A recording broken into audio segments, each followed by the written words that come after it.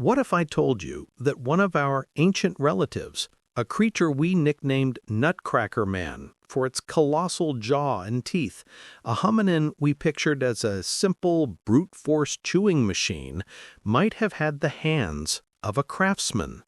Welcome back to Berkay Explores, the channel where we dig deep into the mysteries of our past.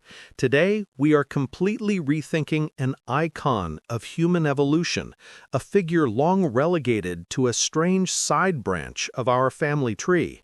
I'm joined by paleoanthropologist Dr. Aris to unpack a groundbreaking discovery that is shaking up everything we thought we knew. Dr. Aris, welcome to the show. Thanks for having me, Berkay. It's a topic I'm very excited to discuss.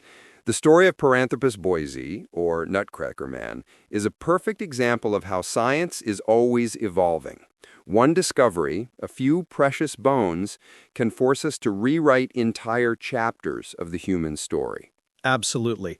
So let's set the stage for our listeners. For decades, what was the classic picture of Nutcracker Man? When scientists and the public thought of this creature, what did they see? For the longest time, all we really had was its head. Specifically, the first skull found in 1959 by the legendary duo Louis and Mary Leakey in Tanzania. And it was an astonishing, almost bizarre find.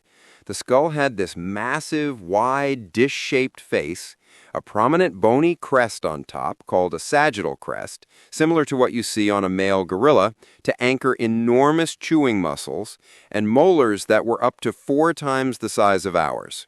The immediate and very logical conclusion gave birth to the nickname. This creature must have been cracking incredibly hard-shelled nuts or seeds. It was seen as a hyper-specialized and perhaps less sophisticated side branch of our family tree, a kind of evolutionary dead end. A one-trick pony, evolutionarily speaking, all jaw, no brains, or dexterity. It sounds like it was characterized more by its limitations than its potential. But you're telling me that nickname, Nutcracker Man, is actually wrong? It's certainly misleading, and it's a great lesson in not judging a book or a hominin by its cover. Later, more advanced analysis, specifically looking at the microscopic wear patterns left on the tooth enamel, revealed a completely different story. It wasn't the deep pits and scratches you'd expect from cracking hard objects. Instead, the teeth were covered in long, parallel scratches, indicating it was about grinding. Heavy-duty, repetitive, side-to-side grinding of tough, fibrous, and often gritty material. Think less like a nutcracker and more like a human-sized mortar and pestle. Its diet likely consisted of things like abrasive tubers, roots, and tough grasses you'd find in a dry, open savanna. So it was a specialist, but a specialist grinder, not a cracker. That's a fascinating distinction. The tools of science get sharper and the picture changes. But the real story, the one we're here to talk about, starts when we finally find fossils from below the neck. Tell us about this new discovery in Kenya. This is where the story gets a revolutionary twist. A team led by Louise Leakey, yes, the granddaughter of the original discoverers, beautifully carrying on the family legacy, unearthed the first ever associated hand and foot bones of P. boisei at a site called Kubifora. The word associated is critical here. Before this, any isolated hand bones found in the same area could have been attributed to our direct ancestors, like Homo habilis or Homo erectus, who we know lived there at the same time, around 1.5 million years ago. It was impossible to know who they belonged to. But these new fossils were found in a context that allowed researchers to say with confidence, these belong to Nutcracker Man. So the blank slate below the skull finally gets filled in. And what those hands revealed was completely unexpected, wasn't it? It certainly wasn't the hand of a simple brute. Not at all. It was a shocking mosaic of features that defied all expectations. On one hand, no pun intended, it had traits that scream human-like dexterity. The thumb was relatively long in proportion to the fingers, which is absolutely crucial for the kind of precise manipulation we take for granted. The finger bones were straight, not curved like a chimpanzee's, which are clearly adapted for hooking onto branches while climbing. It even had a highly mobile pinky finger. Together, these features suggest the capacity for a powerful, forceful grip, the kind of grip you'd need to firmly hold a hammer or a large stone core to strike flakes from it. Wow, so anatomically, the potential is clearly there, but I understand there was a major twist, a feature that no one saw coming, and that makes this find even more unique. Exactly. This is the kicker. While it had these human-like dexterity features, the overall shape and breadth of the finger bones were, for lack of a better word, gorilla-like. They were incredibly robust. Experts on the team noted that no other known hominin, none of our other relatives or ancestors, has this specific combination. It's this completely unique blend of a human ancestor's hand with features startlingly similar to a modern gorilla's. It dramatically expands our understanding of what was possible in hominin hand evolution, showing us a combination of traits we never imagined could exist together. A human-like grip with gorilla-like strength. That leads us directly to the million-dollar question. Could Paranthropus boisei have made and used stone tools? This really challenges the old idea that tool-making was exclusively a trait of our own genus, Homo. It shatters that idea, or at least punches some very large holes in it. That concept of a Homo monopoly on culture and technology was a cornerstone of paleoanthropology for a half-century. But based purely on the anatomy of this hand, the research team concluded that yes, Paranthropus boisei could have manipulated stone tools just as effectively as the early Homo species it lived alongside. There's nothing in the hand structure that would prevent it. Now, we have to be scientifically cautious here. Capability isn't proof. We haven't found a smoking gun, like a campsite with only Paranthropus boisei remains and a set of tools.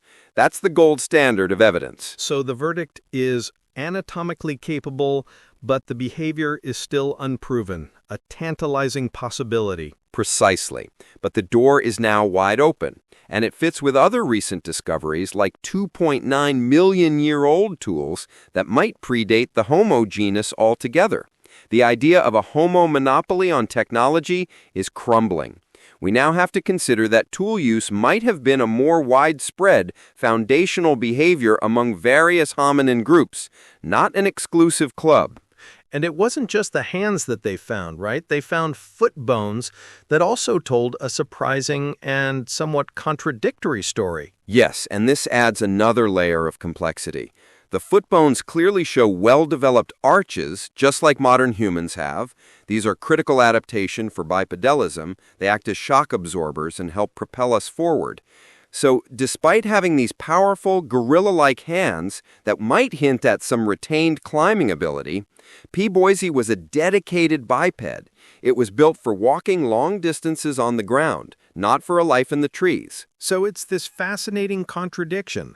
A creature with gorilla-like hands built for power, human-like dexterity for potential tool use, and feet built for efficiently walking the savanna. This paints a much more nuanced picture of a creature perfectly adapted to its specific life, which involved processing tough plants on the ground. That's the emerging picture, a highly specialized biped that coexisted successfully with our direct ancestors for over 1 million years. Those famous fossilized footprints found years ago, showing 2 different hominin species walking side by side, are now strongly supported by this evidence.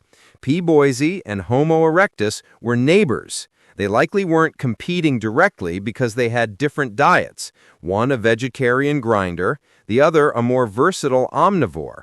They found a way to share the landscape through niche partitioning. This is incredible. It completely transforms our image of Nutcracker Man from a simple chewing machine to this complex, surprisingly dexterous creature that walked the same ground as our own ancestors. It makes our evolutionary story so much richer and less of a straight line. It proves there wasn't a single linear march of progress to becoming human. Evolution is a bushy, branching tree with many different fascinating experiments in how to be a successful hominin. Paranthropus boisei represents one of those unique, successful, and, for a very long time, previously underestimated branches. So, the big takeaway is that we've likely underestimated many of our extinct relatives. If a creature we defined almost entirely by its jaw could have such versatile and complex hands, who else have we gotten wrong? It leaves us with a tantalizing thought and a question for all of you watching. What do you think? What was Paranthropus boisei doing with those powerful, gorilla-like, yet surprisingly dexterous hands? Was it just for stripping tough plants, or was it shaping the first stone tools, a skill we once thought was ours alone? How does this change your view of our ancient family tree? Let us know your theories in the comments below. We'd love to hear what you think about this incredible new chapter in the human story.